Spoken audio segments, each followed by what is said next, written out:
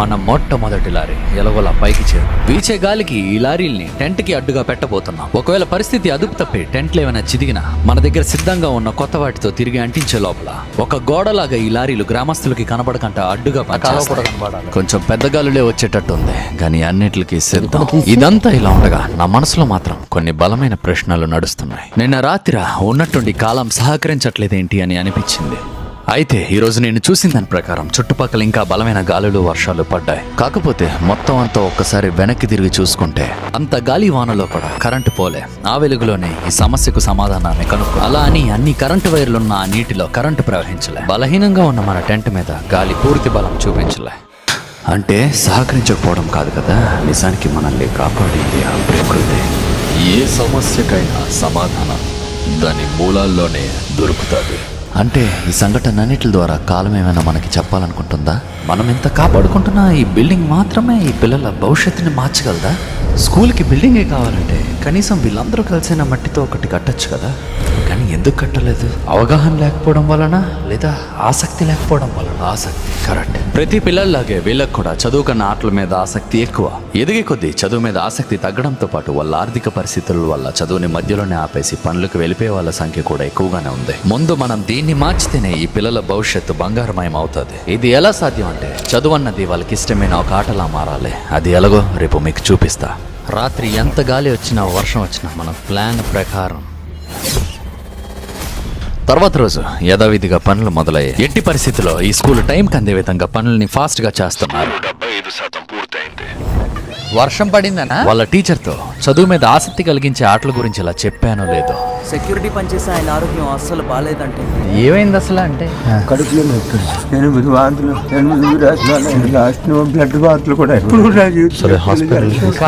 ఇలాంటిదే నేను చూడడం ఇది రెండోసారి. ఇంతకు ముందు ఒక వ్యక్తి ఇక్కడ అచ్చం ఇలానే చనిపోయాడు, కానీ దానికి కారణం ఎవ్వరికి తెలియదు కదా. అక్కడ రామన్న కూడా ఇలాగే కదా అయింది. మళ్ళీ అలా జరగకూడదంటే దానికి సమాధానం హాస్పిటల్లోనే దొరుకుతుంది. ఇలా కుట్టు మిషన్లు కావాలి, అయితే ఊరికనే వద్దు, వాచ్మెన్ గా పనిచేస్తా అంటే సరే. ఆ విధంగా కలిసిన ఇతనితో 45 నిమిషాల కఠినమైన ప్రయాణం తర్వాత డాక్టర్లు పరీక్షించడం మొదలు పెట్టారు. ఈ అంత చిక్కని సమస్య వల్ల చాలా మంది ఇబ్బంది పడ్డారు. అంటే ఇదే మొదటిసారి అయిందా? ముందు అయితే కొన్ని ఇళ్ళకి జరిగేసారు. మా మిసెస్ కూడా అలాగే మొత్తంగా డాక్టర్లు పరీక్షించాక అర్థమైన విషయం ఏంటంటే ఇది ఫుడ్ పాయిజనింగ్ అయ్యి ఉండొచ్చు. అంటే పాడయ్యి విషంగా మారిన ఆహారం తినడం వల్ల కలిగిన అనారోగ్యం.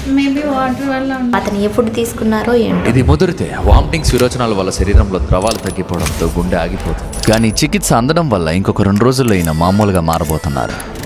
ఇదే విధంగా రామన్న అన్న వ్యక్తికి కూడా జరుగుండొచ్చు, కానీ ఆయన చనిపోవడానికి అసలైన కారణం ఏంటంటే సరైన సమయంలో వైద్యం అందకపోవడం.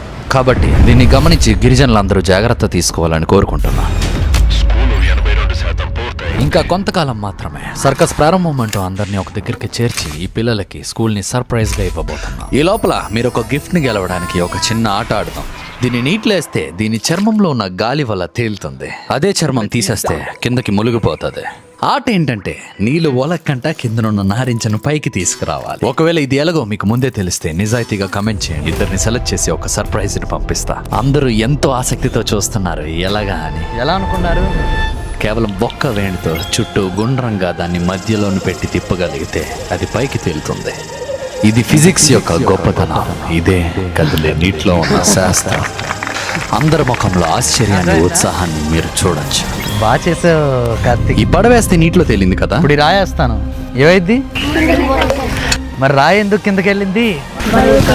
మరి సముద్రంలో చాలా బరువైన పడవలు ఉంటాయి కదా, మరి అవెందుకు తేలుతున్నాయి? నిజమైన జ్ఞానం ఎదుగుదల కుతూహలంతో అడిగే ప్రశ్నలోనే ఉంది. ఈ నీటి యొక్క శాస్త్రాన్ని అర్థం చేసుకోవడం ద్వారానే మనుషులు సముద్రంలో పెద్ద పెద్ద పడవలు తేలేలా చేయగలుగుతున్నారు.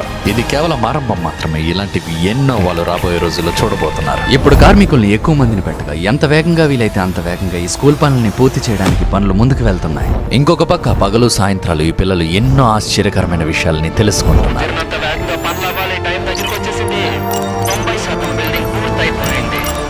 అసలు వీటి వల్ల ఏ ఉపయోగం సార్? ఆల్బర్ట్ ఐన్స్టీన్ ఒక పెద్ద సైంటిస్ట్ గా ఎదగడానికి కారణం తన తండ్రి చిన్నప్పుడు ఇచ్చిన ఒక చిన్న కంపాస్ సృష్టించిన కుతూహలం.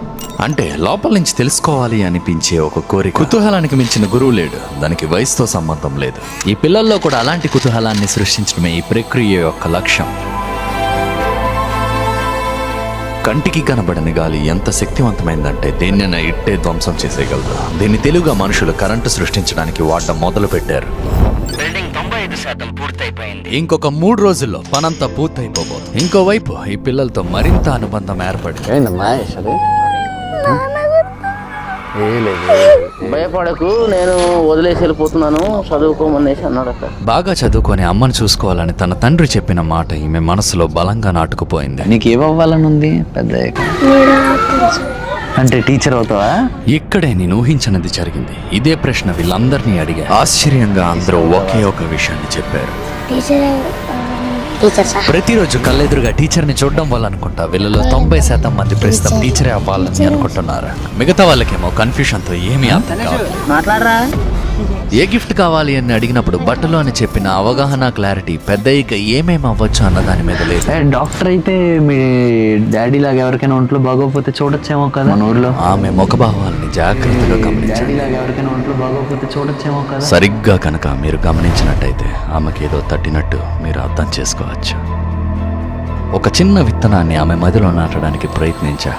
ఆ విత్తనానికి బలం, పోషణ ఇచ్చేది తనకి తన తండ్రి మీద ఉన్న ప్రేమ మాత్రమే. అలా అనుకుంటున్నావా? ఎందుకు? నాన్నకి ఏదో కష్టం వస్తే చూసుకుంటాను సార్. మరి మన ఊర్లో వాళ్ళని కాపాడుకుంటాను సార్. ఏంటన్నా? కాపాడుకుంటాను సార్. Very good. జీవితంలో మన గమ్యం మనకి తెలియడం చాలా ముఖ్యం. ప్రాణాల్ని కాపాడే డాక్టర్, దేశాన్ని రక్షించే సోల్జర్, లేదా 10 మందికి భోజనం పెట్టే రైతు అవ్వచ్చు. దాని శాస్త్రం చదువుకునే అగ్రికల్చర్ సైంటిస్ట్ కూడా అవ్వచ్చు. అలా ఏవైనా అవ్వచ్చు. ముందు అవన్నీ ఏంటన్నా తెలుసుకుంటే ఆకాశమే మీ హద్దు.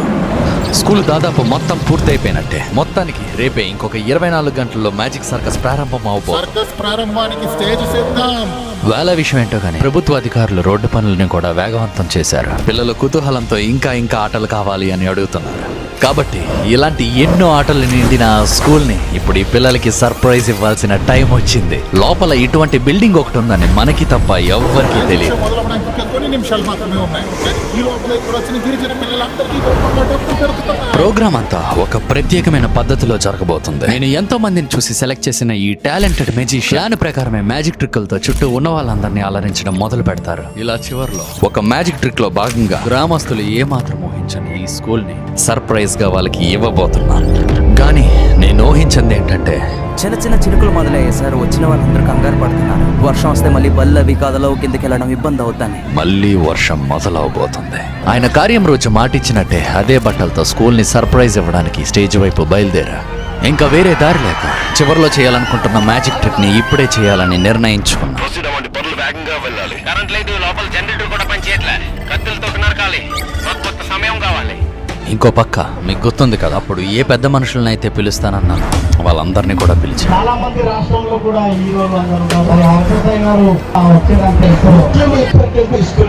ఇలా వాళ్ళ మాటల్లో మాటలుగా స్కూల్ గురించి వచ్చినప్పుడు వెంటనే ఎటువంటి ఆలస్యం చేయకుండా ఇలా అన్నా. సో మీకు ఎలాంటి స్కూల్ కావాలి అని అడుగుతాం. కేవలం తెలుసుకోవడం కోసం మాత్రమే అని చెప్పి మీకు కావాల్సిన స్కూల్ బిల్డింగ్ ఇలా ఉంటే సరిపోతుందా అని అడిగి, ఇలాంటి స్కూల్ అయితే మీకు ఓకేనా? జనాలందరూ ఎంతో ఆసక్తిగా చూస్తున్నారు. కానీ వర్షం మొదలైంది. ఇంకొంచెం పెరిగితే అందరూ చెల్లాచెదురైపోతాం. మనకి టైం ఎక్కువ లేదు. ఇప్పుడు ఇక్కడ ఉన్న గ్రామస్తులు ఏమడిగారంటే స్కూల్ ఇటువంటిది కావాలి. ఒకసారి ఇప్పుడు దీన్ని మాయించేద్దాం.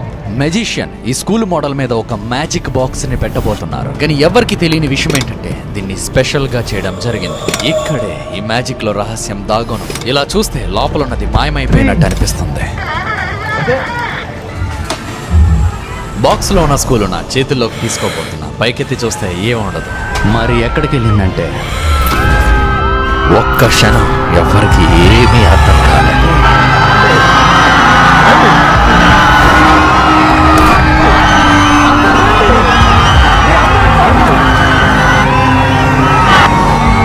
ఈ యుద్ధంలో మనమే గెలిచాం. మొదట్లో వర్షాన్ని చూసి మొఖాల్లో కనబడిన కంగారం మాయమైపోయేసరికి ఆ వర్షం కూడా మాయమైపోయింది. ప్రకృతి తలుచుకుంటే ఏమైనా చేయగలదు.